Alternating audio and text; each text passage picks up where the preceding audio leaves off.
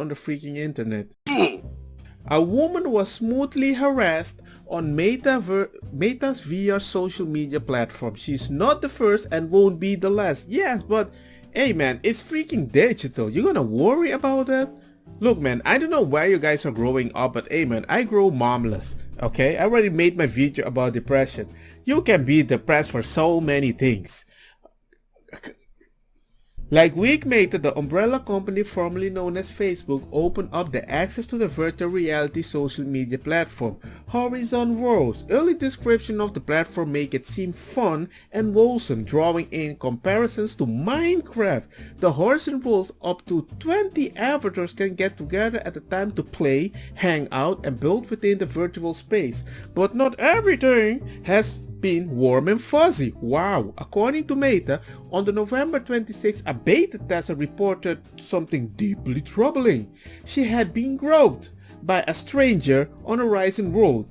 On December 1, Meta revealed that she posted her experience in Horizon World beta testing group on Facebook. Wow! Meta internally reviewed the incident, found that the beta tester should have used a tool called Safe Zone that is part of the suite of safety features built in Horizon World.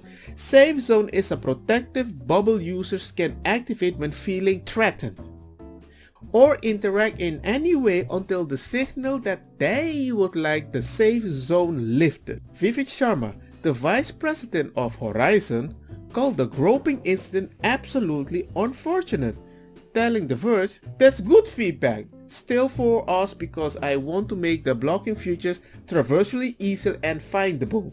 It's not the first time users have been groped in VR. It's not real. What are you on about? Somebody walk behind you and weep. You create a virtual world that is so realistic that people can do stupid stuff comfortable, and you're gonna be like this?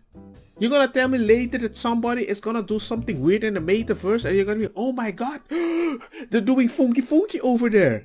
Come on people. The fact that you create a virtual reality so people can believe it's kinda real in some emotional way, you're gonna get this stuff. Make it simple. Block freaking everything. Never use this world.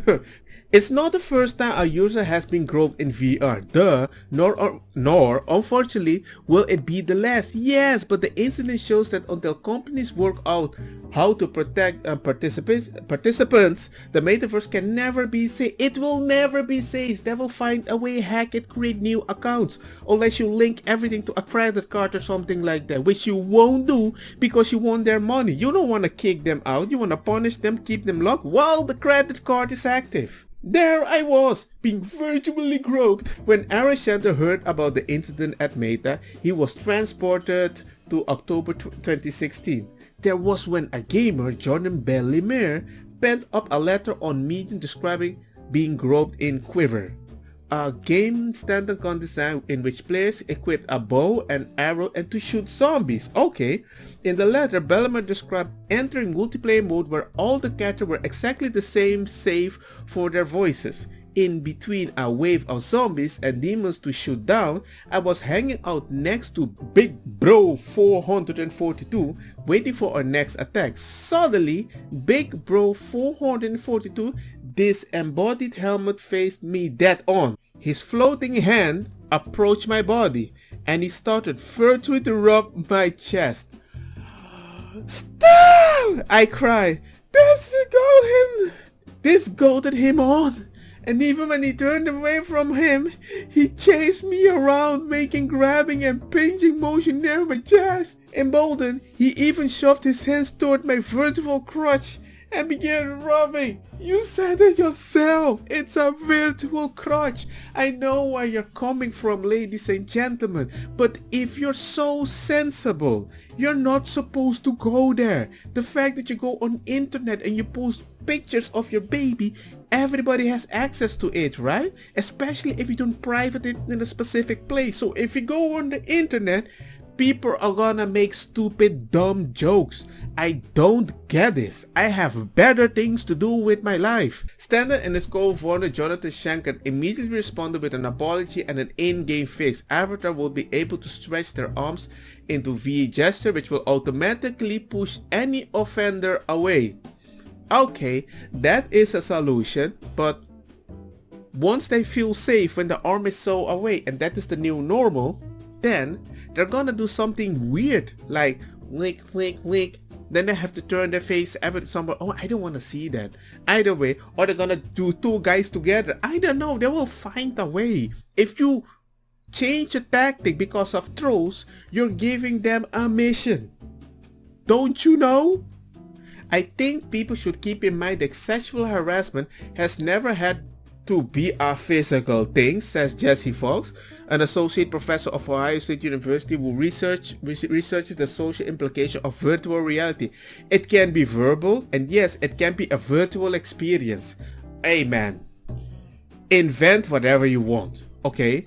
If somebody does in a virtual reality to me, the only thing they can do is, dude, stop blocking my vision. That's it. Or stop talking loud. I'm gonna mute you. The fact that this hurts your feeling, get a freaking therapist.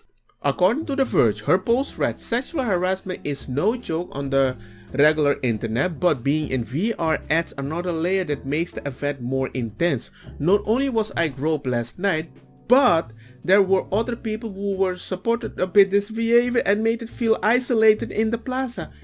True! Why do you think they go there? Because they like to make stupid jokes. Some people just like to do that because they want to get some attention.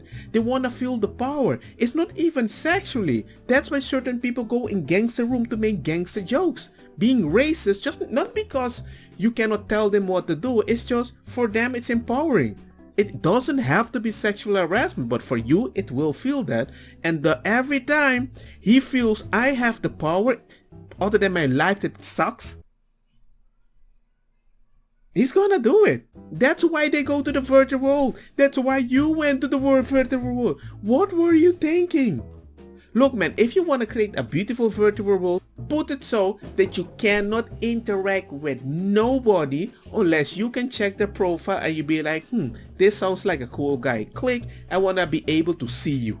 That's it. If you don't want to see them, make them disappear. But no, they can't do that. You know why? Because if it doesn't feel public and there's a bunch of dolls running around, it doesn't feel alive, you won't do it. You have a market that you have to keep. And honestly, this bad drama is good for you because everybody's gonna look and like, maybe I should go there too, groping a little woman because I can grope them in the real world. Yay! I don't know, man.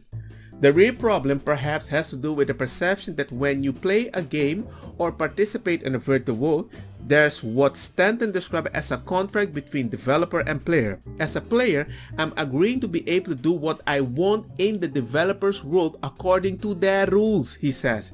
But as soon as the contract is broken, I'm not feeling comfortable anymore. The obligation of the company is to return the player to wherever they want to be and back at being comfortable. The question is, whose responsibility is to make sure the users are comfortable? Meta, for example, says it gives users access to tools to keep themselves safe, effectively shifting the onus on them. Duh, I told you, it's all about the money. It's all about the possibility. They don't care about you. So the more vulnerable you are that you need the world, they're not gonna tell you, no, it's not a safe place. I gave you the gun. You need to learn how to use it. Get a therapist!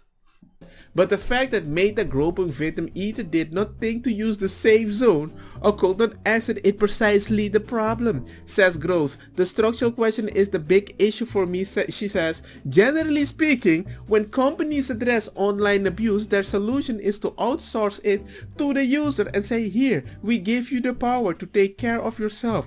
You don't care. Look man, if you go into this world and you have a bad experience and you can't get out, I don't know man. I don't think you're escaping reality. And that's the problem, because you went in there to avoid a problem. You're a drunk. You're trying to drink to forget your problem. They're not gonna go away. You have to stop interacting because people will find a way to do something that whenever they feel they have power over the system by talking to you, that's enough. They don't have to grope you because your mind is weak. Whatever they fix, your mind is weak. They can't fix your mind. That's your responsibility. Go get tools in the real world. Get a therapist. Don't get me wrong, makosa kita bong. Put the fire na mi blonde kush hash purple skunk criollo colombici jam jam turloqueta verdeta welcome. Den vida mi a tu iniciativa, padrei ku indica e também que sum sativa. Te ainda no que acepta ku eta medicina Bob di nang di eta causa rebeldia. Cooking.